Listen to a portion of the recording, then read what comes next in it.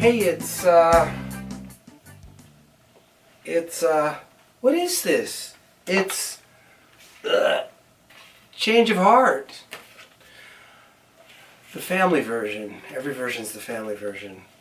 Hey, got a suggestion. JQ, I think you gave me, wanted to hear some Green Day, Castellano and Giovade. Anyway, a couple of suggestions from the new album, and I think today we're going to do, what is this called?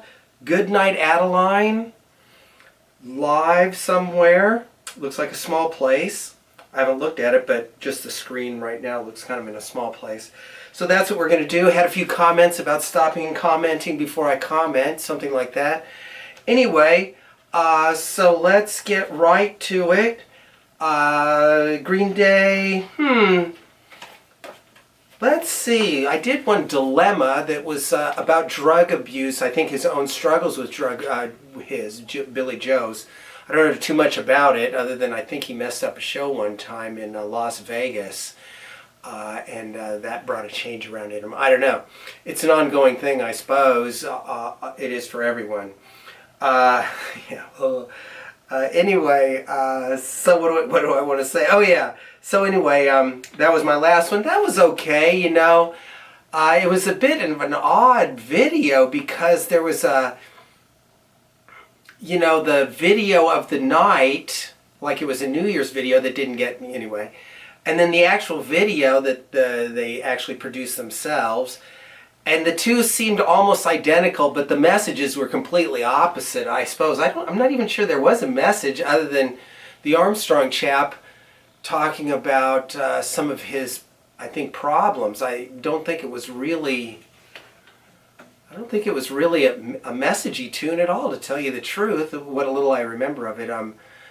More like this is the problem. This is my problem. Just sort of telling people what his problem is. So I respect that. What's happened here? Oh, there we go. All right. Anyway, so let's go in positive and see what the Boys in Green. And I think this is on their new album. Correct me if I'm wrong. All right. Let's see what this is about. Can you feel my pain? Can you sing my sorrow? It comes a better day, but it's got nothing to do with tomorrow. Wow. I'm sick in bed again. My head's under my pillow. My head's under, that sounds like,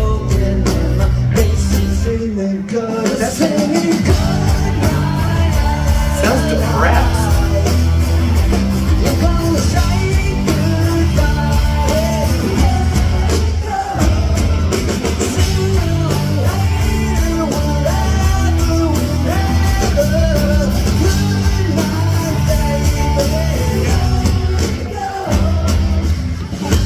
Days a holiday. Trey sounding good. Tasty.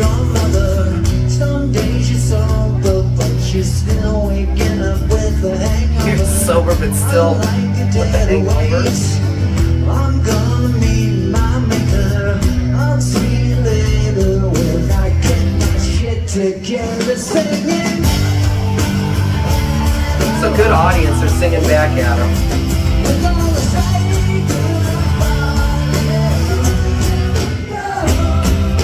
See the guitar player back there doing this. He can't hear properly, so he's asked the guy to the side of the stage to turn his monitor up.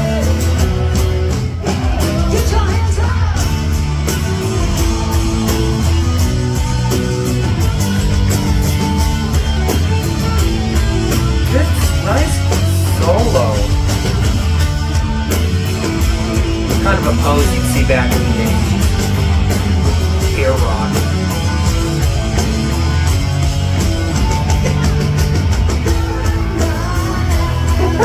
So they did a key change. That's pretty funny.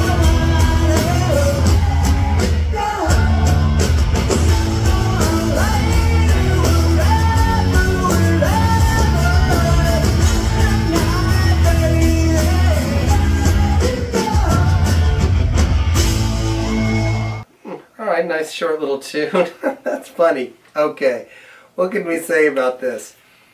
Number one, it's Adeline, he sounds like he's talking about depression, so maybe it's like Dilemma in that he's talking about himself. This is a typical thing, believe it or not, John Lennon did. John Lennon used to do things like, I want to hold your hand and I'll never dance with another, until Bob Dylan one time talked to me and says, you're an idiot. The way you make good records is talk about yourself. And in fact, Bob Dylan had made a living doing that. What was that one? I wish, what was the line in that one song? He has probably the best song line ever. I wish just for one moment you could stand inside my shoes, then you would see what a drag it is to be with you. Anyway, you don't get any more personal than that. So this is not a bad way to go in songwriting if he is indeed singing about himself. It sounds like My Head Under a Pillow. Did he actually say that? Like suicide?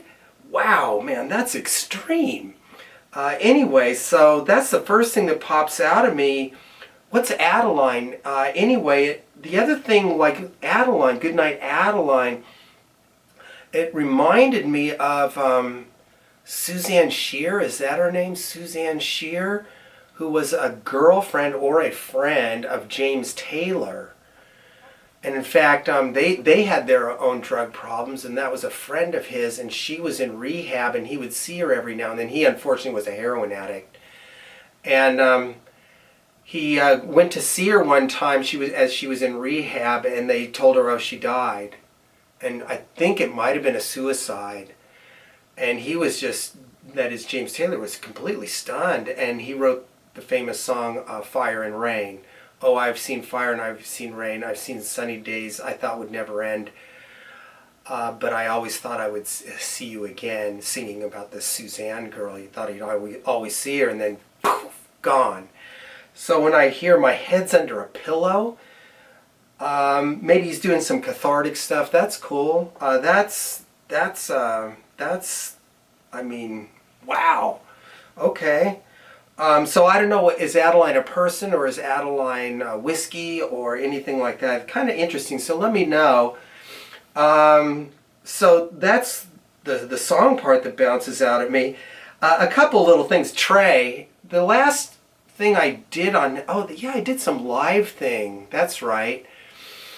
And Trey seemed very off his game, and I even made that comment. So I'm glad to see this.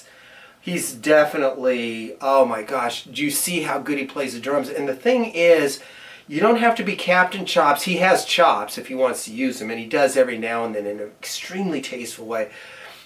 But his drumming is just so solid, and I mean his snare, it's like the same, and then the dynamics in his snare are just so good. Even in the very beginning, you might have noticed he was playing, 1, 2, 3, 4, 1, 2, 3, 3, 4, and bomb. And that one little and in there, it adds so much. You wouldn't actually notice it unless he didn't have it there. You know, the average fan doesn't really notice the little tiny details that make production, songs, and performances so good. But when those little tiny little details aren't there, the thing just sounds bad and nobody buys a ticket to it. So this is why you Green Day fans, if you ever think, why do I like this band so much? That's one of the reasons, is these guys have these tiny little things that are real important to the song. That, anyway. Also, on the monitoring, did I say the guitar player, you could see him pointing up. It looks like, I'm looking here, it looks like he has in-ear monitors. I don't know, really. There's no monitor in front of him, so I would suspect so. Billy Joe has monitors in front of him, it looks like. I don't know about this other guitar player over to the far side. Monitoring is a little serious problem, and oh yeah, we'll fix it by having in-ear. But as you can see, the guy can't hear, otherwise he wouldn't be signaling. Come on, man, I need something. And generally what you do is you'd point to what you need louder. So he might have pointed to his guitar and then up, which meant louder. You might point to the singer and say up, and then the guy at the side will try and fix everything. So me, I always prefer just the diagonal monitors in front. I never put anything in my ear, because then you really are at somebody else's mercy. You see they have amps on stage. Some guy was saying that they don't even use the amps anymore. I couldn't live like that. I got to have an amp on stage, because in a bad situation, and believe me, when you're playing shows, bad situations always happen, and the key is to be able to get through your 1 or 2 bars of bad situations per night. So that's not much. 8 beats of bad situation, that's not bad in a 2-hour show or 1.5-hour show. A lot of times I can get over to my amp and put my ear down there and this is okay, and then make any tiny adjustment I need to make, stuff like that. So just a little bit about the technicalities of that. Anyway, nice short little song. I really liked it. I think this is one of those songs where the words again are just like, wow, they're so meaningful.